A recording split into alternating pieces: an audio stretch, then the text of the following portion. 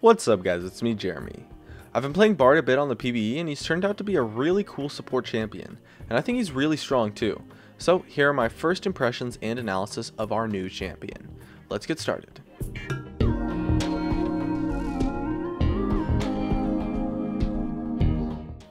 Let's start by going over his skills. His passive spawns chimes on the map that give him movement speed, mana, and experience when picked up, as well as collecting them increases the power of his passive, which applies an effect to his auto attacks.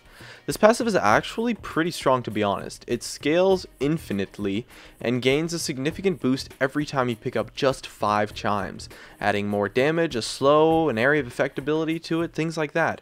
Overall, due to the way that it scales and adds so much utility to it, it becomes really strong. And honestly, the fact that it gives a slow is fantastic and makes it really useful.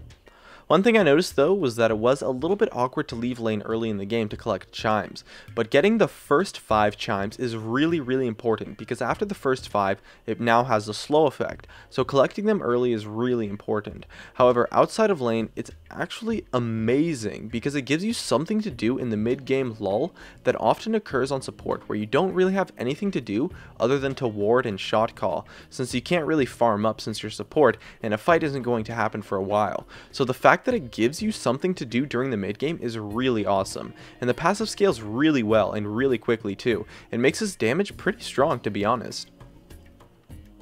His Q is a skill shot that pierces through one target only that applies a pretty large slow. If it hits a second target or a wall, all targets hit by the spell are stunned. Overall, this ability is honestly absurd. It does a large amount of damage, and the stun is honestly really easy to hit. Like, surprisingly easy. Hitting a double stun in lane completely destroys your opponents, no matter the matchup. So it gives them the potential to be a huge lane bully and take massively favorable trades. The stun was honestly just way easier to hit than I expected, which is awesome since it gives him a reliable form of crowd control. His Q to me was the clear ability to max during the games I played, since it does scale up the duration of the stun with it. His W places a health pack that gives health and movement speed to an ally. Over 10 seconds, the pack scales up eventually to heal for a significantly larger amount. This gives Bard quite a bit of sustain, which is pretty nice, but I found myself using this ability for the movement speed much more often than for the heal, since the movement speed is honestly pretty decent and helps you avoid more damage than you would get healed for most of the time. I didn't really spend that much time casting this to scale up for the big health pack massive heal, but in lane it does give you some pretty solid sustain, since you can place it a little bit further back and then just wait for it to get big. Overall, a pretty nice ability. His E turned out to be a lot cooler than I thought, due to the fact that it has unlimited range. It only lets you tunnel through walls, but there are some pretty crazy walls on the map that you can go through with this ability, to the point where it was actually really amazing. With a little bit of creativity, it was possible to pull off some really sick engages by jumping in from a massive distance away due to using it on a huge wall. It was really fun, and I think this ability is awesome. You can also juke out some opponents by placing the tunnel and then just not going through it too sometimes. It's really fun to use. Lastly, his ultimate. Honestly, at first, I didn't know how useful his ultimate would be, since it has the potential to be really troll, but after playing around with it in a handful of games, I think his ultimate might be one of the strongest support ultimates in existence, and it makes Bard a contender for the #1 pick potential support. And the reason for this is due to the massive range of 2500 that the ultimate has. Seriously, the range on this is just so freaking huge that the amount of picks you can pull off with this thing is just insane.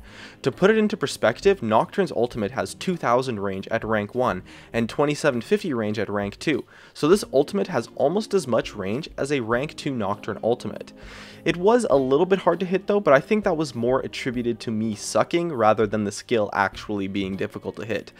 But it is absolutely amazing for catching out opponents and creating picks, and it's going to make Bard a great solo queue champion since you can pick out opponents so easily.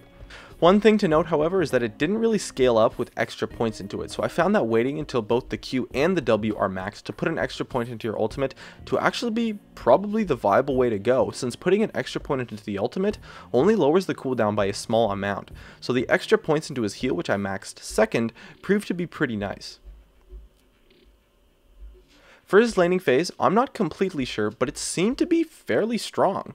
It's very important that you pick up 5 chimes early to get the slow, just so you have that extra crowd control, but once you do, his lane is definitely above average due to his stun. He's kind of comparable to a Lulu, but with a stun and a little bit less damage in lane. So against melee champions, his poke is ridiculous, and against utility supports, the stun is strong enough to all in. So honestly, I think his laning phase is really diverse. You can play a poke disengage lane with his crowd control, or you can play a fight all in lane with his crowd control, which makes his laning pretty powerful since you have so many options. Although I think it's unlikely, it's honestly possible for him to have no bad matchups in lane once we see him on a little bit more competitive level. He'll do great with lane bully AD carries, but expect him to be poor with a little bit weaker in lane AD hyper carries. Weak laning AD carries, since he needs a high damage partner to be successful. However, at any point in lane, if you ever hit a double stun, it's going to give you an absolutely huge trade that can snowball the lane completely if it happens early. So his power is definitely there. And outside of lane, I thought that he was honestly one of the strongest support champions in existence. His pick potential and initiation opportunities with his ultimate and E are a lot better than you would think, and so his playmaking potential is fantastic, one of the best for the supports. Initiating through a really long wall proved to be fairly easy to do, and getting picks with his ultimate is pretty easy as well since nobody really respects the range on it. It's just too big. His kiting is pretty strong because you can give a movement speed buff to your allies, slow the opponents multiple times with your passive, and then land a pretty easy double stun in teamfights. The double stuns were honestly super easy to land in teamfights, so it made for some pretty solid crowd control, and his damage is actually surprisingly relevant since his passive scales up so heavily by the time you are teamfighting that his auto attacks become pretty useful. Overall, I think Bard is a really strong champion, and borderline overpowered to some extent. I definitely expect him to be top tier upon release, to be completely honest. He does everything a support needs to do, has fantastic utility, and insane pick potential. He's pretty easy to play too after a little practice hitting his ultimates, which makes him a great solo queue champion. So if you're a support player, I definitely recommend you check him out, as he's pretty fun too. Anyways, that just about wraps it up.